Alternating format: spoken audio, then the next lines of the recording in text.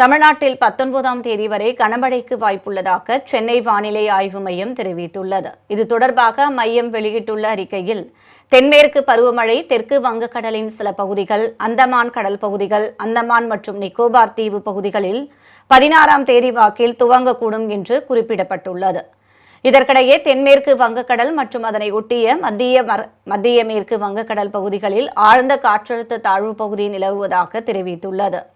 இதன் காரணமாக இன்று மேற்கு தொடர்ச்சி மலை மாவட்டங்கள் மற்றும் டெல்டா மாவட்டங்களில் ஓரிரு இடங்களிலும், காரைக்கால் பகுதிகளிலும் இடி மின்னலுடன் கூடிய லேசானது முதல் மிதமான மழை பெய்யக்கூடும் என கூறப்பட்டுள்ளது.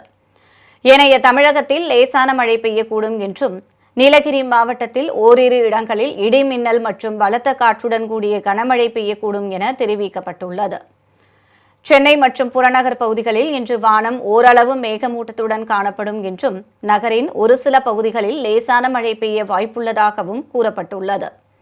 அதிகபட்ச வெப்பநிலை 35 முதல் 36 டிகிரி செல்சியஸை ஒட்டியும், குறைந்தபட்ச வெப்பநிலை 26 முதல் 27 டிகிரி செல்சியஸை ஒட்டியும் இருக்கக்கூடும் என குறிப்பிடப்பட்டுள்ளது.